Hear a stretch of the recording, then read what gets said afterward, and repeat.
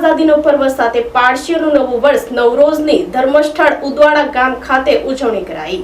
પારસીઓનું કાશી એવા સૌથી મોટા ધર્મસ્થળ પારડીના ઉદવાડામાં દેશ અને દુનિયામાં વસતા પારસી બંધુ આવે છે।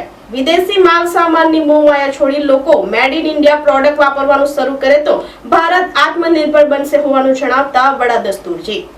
પારસીઓના સૌથી મોટા ધર્મસ્થળ પારડી તાલુકાના ઉદવાડામાં પારસીઓએ નવા વર્ષની પોતાના ઈષ્ટદેવ પવિત્ર આતશ બહેરામની પૂજા અર્ચના કરી હતી। ઉદવાડા પહોંચેલા પારસી બંધુએ એકબીજાને નવા વર્ષની શુભેચ્છા પાઠવી હતી। પોતાના ધર્મની રક્ષા માટે પોતાનું વતન ઈરાન છોડી દરિયાઈ માર્ગે આશરાની શોધમાં નીકળેલા પારસીઓને આખરે ભારતમાં આશરો મળ્યો હતો। ભારતમાં વર્ષો પહેલા ગુજરાતના સંજાણ બંદરે આવેલા પારસીઓ માટે આજનો દિવસ ખુશીનો દિવસ છે। ઈરાનથી સંજાણ બંદરે આવેલા પારસીઓએ પોતાને આશરો આપનાર સંજાણના જાદી રાણાને આપેલા વચન પ્રમાણે આજે પણ પારસીઓ ભારતમાં દૂધમાં સાકર ભળે તેમ દરેક સમાજ સાથે ભળી ગયા છે। 79માં આઝાદીનો પર્વની સાથે આજરોજ પારસીઓનું નવું વર્ષ નિમિત્તે વડા દસ્તુરજીએ સૌને શુભેચ્છા પાઠવતા જણાવ્યું હતું કે આપણો દેશ આત્મનિર્ભર બને તે માટે દરેક કોમ દરેક ભારતવાસીઓનો સિંહપાળો ખૂબ જ જરૂરી છે। પ્રજાએ સૌથી પહેલા યોગ્ય દાન આપવું જોઈએ। વિદેશી માલ સામાનનો મોહમાયા છોડી મેડ ઇન ઇન્ડિયા પ્રોડક્ટ વાપરવાનું શરૂ કરે તો કોઈ દેશના સપોર્ટ વગર આપણો ભારત દેશ આગળ પ્રગતિ કરશે। માનવજાતમાં યુદ્ધ થતો અટકે અને માનવ સમાજ વાતચીત કરી સમાધાન લાવે તેવી પ્રાર્થના કરી હતી। તેમજ પારસી સમુદાયને નવા વર્ષ નિમિત્તે એક જ દિવસ નહીં પરંતુ 365 દિવસ નવું વર્ષ જેમ ઉજવણી કરી સૌ ભેગા હળી મળીને રહે તેવી શુભેચ્છા પાઠવી હતી। પારસીઓનું કાશી એવા સૌથી મોટા ધર્મસ્થળ પારડીના ઉદવાડા ગામમાં દેશ અને દુનિયામાં વસતા દરેક પારસી માટે સૌથી મોટું પવિત્ર ધર્મસ્થળ છે। આજે ઉદવાડા પહોંચી પારસી બંધુએ ઈષ્ટદેવ આતશ બહેરામની પૂજા અર્ચના કરી હતી। પારસી કેલેન્ડર મુજબ વર્ષનો છેલ્લા દિવસ એટલે પટેતી એટલે વર્ષ દરમિયાન કરેલા પાપના પશ્ચાતાપ કરવાનો દિવસ। દરેક પારસી પતેતીના રોજ પારસી વિધિ મુજબ પટેટ પસીમાનીની વિધિ કરે છે।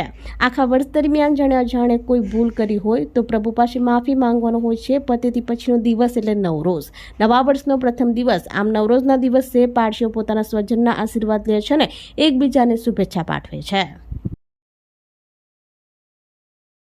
हमारी कौम घनी खुशनसीब છે કે આજે અમારું બી નવું સાલ છે ને આપણા ભારત દેશનું બી આઝાદીનું નવું સાલ છે।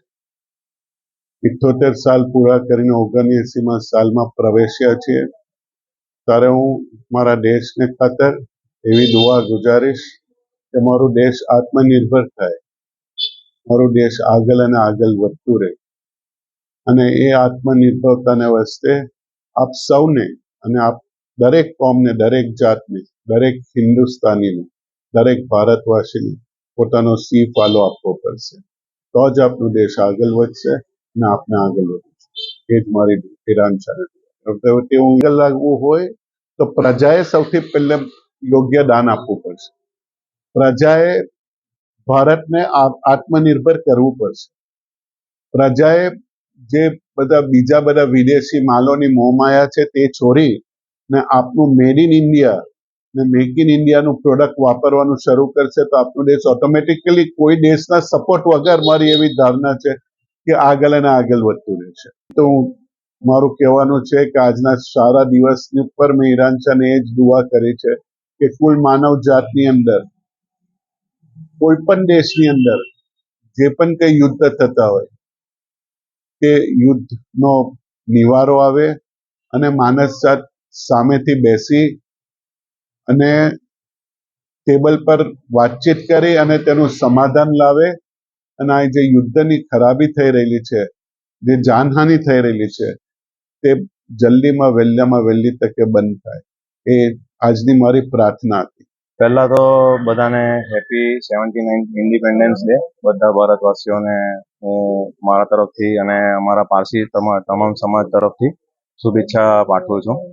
અને દર વર્ષની જેમ અમે લોકો અમારા આતશ બાદશાહ ઈરાનશાહ સાહેબ અમારું જ્યાં ઉદવાડામાં મેઇન સ્થળ છે ત્યાં અમે લોકો આવીને દર્શન લેતા હોય, વડીલોના આશીર્વાદ લેતા હોતા રહેતા છે અને આશીર્વાદ લીધા પછી અમે અમારા પરિવારજનો જોડે આખો દિવસ સારી રીતના પાર થાય એની પ્રાર્થના કરી એકબીજા જોડે હસી મજા રહીને એક આખો દિવસ પસાર કરતા રહીએ છીએ। મારું એવું કેવું છે કે ભાઈ જેમ એક દિવસે જ આપણે કેમ ઉજવો 365 દિવસ આપણા નવા વર્ષે જ જાય બધાના, એવી રીતે સારી રીતના ઉજવણી અને સારી રીતનું જીવન પાર કરતું રહેવું જોઈએ. અને બધા મારા પારસી જરથોશીઓને બી એક અમારા તરફથી નવરોઝ મુબારક કહેવા માંગુ છું. અને બસ આખું વર્ષ બધાનું સારી રીતના પાર થાય એવું ઈચ્છીએ આપણે. પ્રાર્થનાઓ માટે તો અમારામાં એક 3 લાઈન છે, હુમક્ત હુક્ત હુવરસ્ત. એનો મતલબ થાય છે good thoughts, good words, good deeds. અને ગુજરાતીમાં આપણે જોઈએ તો ગુડ થોટ્સ એટલે ભાઈ સારું વિચાર કરતા રહ્યો, ગુડ થોટ્સ પછી ગુડ વર્ડ્સ એટલે ભાઈ સારું બોલતા રહ્યો, અને ગુડ ડીડ્સ એટલે ભાઈ સારા કર્મ કરતા રહ્યો. અમે આ અમારા ગુરુજી જે છે વરા દસ્તુજી છે, અમને જે જ્યારે અમને પૂજા અને જે નવજોત જનોઈ થાય છે એની અંદર બી એના પ્રકારો બધા અલગ અલગ નિયમો શીખવવામાં આવે છે. તો હું બધાને એ જ ઈચ્છા રાખું છું અને એ કરું છું ભાઈ ટોટલ બધા સમાજને કે ભાઈ બધાએ આ નિયમ ઉપર ચાલવું જોઈએ, good thoughts, good words, good deeds, એના હિસાબે ચાલવું જોઈએ બધા. આપણી સંકલ્પ ન્યૂઝ ચેનલને સબસ્ક્રાઇબ અને લાઇક કરો, બેલ આઇકન દબાવો જેથી આવનાર ન્યૂઝ અપડેટ્સની નોટિફિકેશન આપના મોબાઈલ પર સૌથી પહેલા પહોંચે. Like, subscribe and share the video.